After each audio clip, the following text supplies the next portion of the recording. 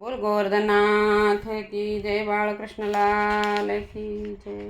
રાજા અંબરીશની કથા। પરીક્ષિત રાજાએ અંબરીશ રાજાનું ચરિત્ર સાંભળવાની ઈચ્છા બતાવી એટલે સુખદેવજી મહારાજ બોલ્યા કે અંબરીશ જેવો ભગવાનનો મહાન ભક્ત કોઈ થયો નથી। અંબરીશ રાજાને અવિનાશી લક્ષ્મી અને અતુલ વૈભવો પ્રાપ્ત થયા હતા, પરંતુ રાજા માનતો કે ભલે આ વસ્તુઓ દુર્લભ ગણાતી હોય પણ તે સ્વપ્નની પેઠે નાશવંત છે અને તેથી અગ્રાહ્ય છે। તે રાજાને ભગવાન વાસુદેવ ઉપર પરમ શ્રદ્ધા અને ભક્તિ હતા। તેણે પોતાના સર્વ અંગોનો ઉપયોગ પરમાત્મા માટે જ કર્યો। તેનું મન શ્રી કૃષ્ણના ચરણ કમળમાં, વાણી ભગવદ્ ગુણોનું વર્ણન કરવામાં, બંને હાથોને હરિ મંદિરને સાફસૂફ કરવામાં, પગ ભગવાનના મંદિરોની પગપાળા યાત્રા કરવામાં, કાન ભગવાનની કથા સાંભળવામાં, આંખો મુકુંદ ભગવાનની મૂર્તિના દર્શન કરવામાં, જીભ ભગવાનના નૈવેદ્યનો પ્રસાદ લેવામાં, મસ્તકનો ભગવાનના ચરણોમાં વંદન કરવામાં થતો। ભગવત સેવામાં જે શરીરને ઘસાવે છે તેનું દેહ અભિમાન ઓછું થાય છે। અંબરીશ રાજા હોવા છતાં પણ પ્રભુની સેવા જાતે કરતા। તેઓ ભગવાનના દર્શન કરવા જાય ત્યારે ઉઘાડા પગે અને ચાલતા જાય। તેઓ મહેલના વૈભવોની વચ્ચે પણ સંન્યાસી જેવું જીવન ગુજારતા। તેમણે સમગ્ર રીતે ભગવાનનું દાસત્વ સ્વીકાર્યું હતું અને સર્વ કર્મો ભગવાનને જ અર્પણ કરી દેતા।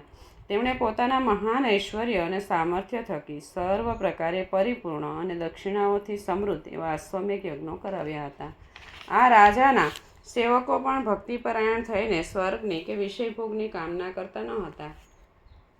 રાજાને આ નિષ્પૃહ વૃત્તિને એકાંકી ભક્તિથી પ્રસન્ન થઈને શ્રીહરિએ તેને નિર્ભયતા અર્પવા પોતાનું સુદર્શન ચક્ર આપ્યું હતું। એક વખત રાજા અંબરીશ પોતાના જેવી ધર્મપરાયણ રાણીની સાથે 1 વર્ષ સુધીનું દ્વાદશી વ્રત શરૂ કર્યું અને વ્રતની પૂર્ણાહુતિ કરતી વખતે રાજાએ 3 દિવસના ઉપવાસ કરી યમુનામાં સ્નાન કરી શ્રીહરિનું પૂજન કર્યું। પછી બ્રાહ્મણોની પણ ભક્તિભાવપૂર્વક પૂજા કરી અને સોનાના શિંગડા અને રૂપાની ખરીઓવાળી વાછરડા સહિતની તરુણ વયની 60 કરોડ દૂધણી ગાયોના દાન કર્યા। પછી સ્વાદિષ્ટ ભોજન બ્રાહ્મણોને જમાડ્યું અને ત્યારબાદ બ્રાહ્મણોની આજ્ઞા લઈને પારણા કરવા તૈયાર થયો। બરાબર તે જ સમયે દુર્વાસા ઋષિ અતિથિ તરીકે ત્યાં પધાર્યા।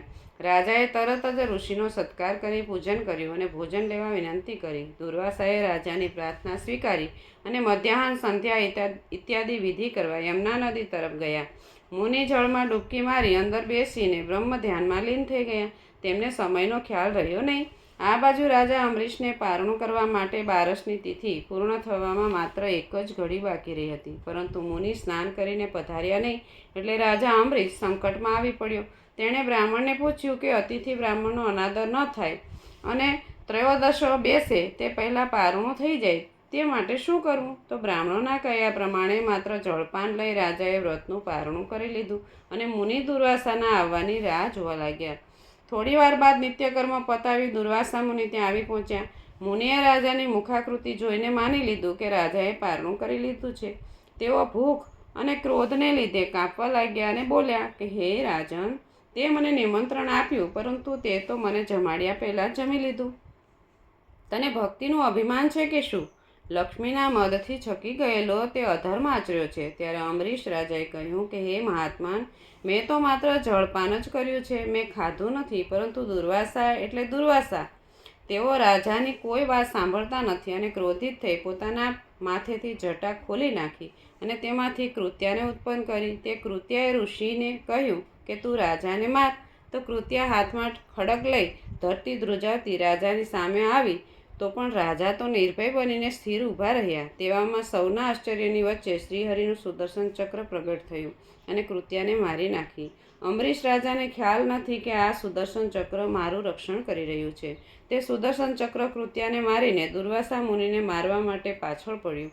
સુદર્શન ચક્રનું તે દુર્વાસા ઋષિથી સહન થયું નહીં। તેઓ ચક્રથી બચવા નાસવા લાગ્યા। ચક્ર પણ તેની પાછળ જવા લાગ્યું। દુર્વાસા સર્વ લોક ફરી વળ્યા પણ સુદર્શન ચક્રે તેમનો પીછો છોડ્યો નહીં। તેઓના ક્રોધી સ્વભાવને કારણે તેમને કોઈ રક્ષણ આપી શક્યું નહીં। તેઓ દોડતા દોડતા બ્રહ્મદેવ પાસે ગયા અને રક્ષણ કરવા પ્રાર્થના કરી। બ્રહ્માજીએ કહ્યું કે હે મુનિ, શ્રી ભગવાનની ભ્રુકુટી વાંકી થતાં જ પ્રલય થાય અને મારું સ્થાન પણ અદૃશ્ય થાય છે, માટે ભગવાનના ભક્તોનો દ્રોહ કરનારની રક્ષા કરવા હું સમર્થ નથી। દુર્વાસા ત્યાંથી નિરાશ થઈ કૈલાસ ઉપર ગયા અને ભગવાન શંકર પાસે શરણ માગ્યું। શંકર ભગવાન બોલ્યા કે ભગવાન કાળ સ્વરૂપ બન્યા છે, તેમને હું કાંઈ કહી શકું તેમ નથી. માટે તમે સીધા એ ભગવાનને શરણે જાઓ, તે તમને બચાવી લેશે. ત્યાંથી દુર્વાસા વૈકુંઠમાં ભગવાન પાસે ગયા અને ભગવાનના ચરણકમળમાં ઝૂકી પડ્યા અને સ્તુતિ કરવા લાગ્યા કે હે જગતનિયંતા, હે અનંત, મેં આપના ભક્તનો અપરાધ કર્યો છે, તો પણ આપ મારી રક્ષા કરો અને મારા અપરાધનું નિવારણ કરો, મને બચાવો. ત્યારે ભગવાન શ્રી હરિએ કહ્યું કે હે બ્રાહ્મણ, મને તારા ભક્તો અત્યંત પ્રિય છે. મને મારા ભક્તો અત્યંત પ્રિય છે, તેથી હું તેઓને આધીન છું. જે સર્વ કાંઈ છોડીને મારે શરણે આવે છે, તેવા ભક્તોને હું કેમ તજી શકું? મારા ભક્તો એ જ મારું હૃદય છે. હું તેમના સિવાય બીજું કાંઈ જાણતો નથી, પરંતુ હું તમને એક ઉપાય બતાવું છું. આ પીડા તમે જાતે જ ઊભી કરી છે. તમે વિચારી જુઓ કે અમરીશે કોઈ ભૂલ તો કરી નથી ને? તેણે પોતાના વ્રતનું પાલન કરવા માટે ફક્ત જળપાન જ કર્યું છે. તમારે તેના ઉપર ક્રોધ ન કરવો જોઈએ. તમારી ભૂલને કારણે જ આ ચક્ર તમારી પાછળ પડ્યું છે. માટે જ તમે અમરીશ પાસે જઈને તેની ક્ષમા માંગો. તેના કહેવાથી જ આ સુદર્શન ચક્રનો વેગ શાંત પડશે. એ બ્રાહ્મણ, તમારું કલ્યાણ થાવું. બોલ ગોવર્ધનનાથ કી જય, બાળકૃષ્ણલાલ કી